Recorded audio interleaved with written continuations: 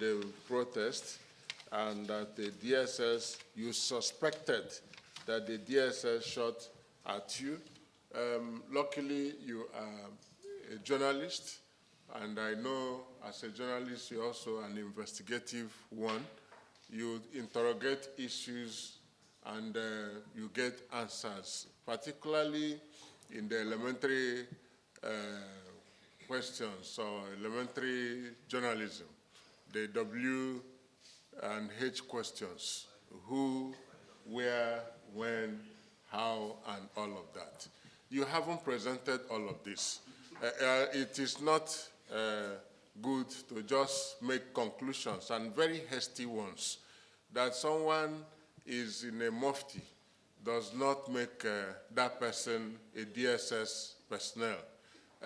On the 25th of July, we made a very thorough press statement, and we said particularly that information available to us showed that some persons and groups were very determined to infiltrate the planned protest, and that it would not be good for citizens to go about the protest the way they had planned it. Fortunately, or coincidentally, one of the counsels to the protesters, Mr. Olu Adeborowa, son, has also come to say that he expressed his regrets, that he stood in favor of the protest, and he was calling out the people to come back. But when you have losing the dog, bringing it back may be very difficult. The dog does not know the owner. This is an analogy. Sometimes it's easy to start some of these things, to put the light or the fire, but extinguishing it becomes very difficult. And that reminds me about J.P. Clark's poem, The Casualties. Casualties are not only those who are wounded, though they are well out of it, but definitely in the times of war and all of that, they are also, you may be in your house during war, but you are not at peace because stray bullets can also hit you. So the DSS, to be specific, has not in any way infringed or gagged the media or members of the public who are protesting.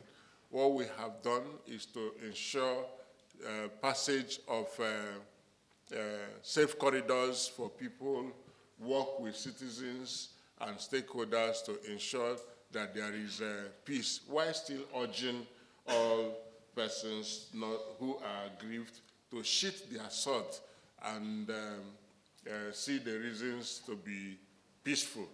There is an ongoing protest in UK.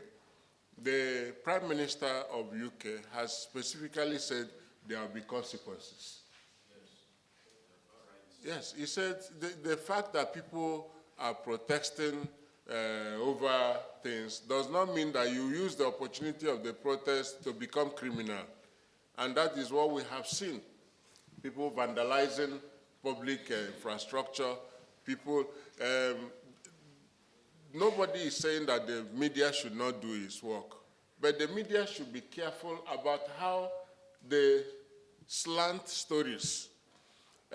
Some miscreants, not protesters this time, in Kano, were going to vandalize places and had confrontations with security agencies, the army, the police, and others who tried to stop them from attacking members of the public, vandalizing shops, and all of that. And the media said the military and the police and DSS were attacking protesters.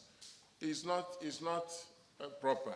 The way we tell the stories, some persons, some media agencies were giving focus to the protest and the destruction that that is coming from it, as if all the protesters needed would be such publicity and such oxygen of information spread. No, but we can apply restraint. If the protester, especially the ones who have taken laws into their hands, know that you are not giving them the kind of pride of place you are giving them on your platforms, they will have a rethink, and they will not be on the street. So we are working with all stakeholders to be sure that there is no breakdown of law and order. And specifically, the president has said in his address yesterday that, the young people should not let some persons deceive them about their country. And again, the security agencies must, in line with global best practices and protocols, discharge their responsibilities. And that we must do. So, gentlemen, we need your support. We need every hands on deck to have peace in our land. We are practicing our careers and our jobs because there is peace. If there is a breakdown of law and order, we won't be seated here. Ask Somalia, ask Sudan, ask Yemen, ask Gaza, ask Ukraine. That we must build peace and lasting one for our nation is something every one of us must do.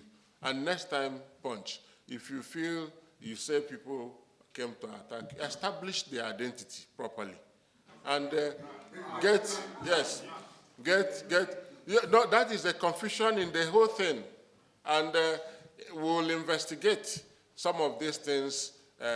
Whether it is our staff, it cannot be. That one is ruled out. I can tell you no SSS person will shoot at a journalist or even shoot at people, except where and when it is appropriate for the deployment of such force. If life, your own, or any Nigerian citizen's life is under threat, then such maximum force can be applied, but not in the instance you have mentioned, no.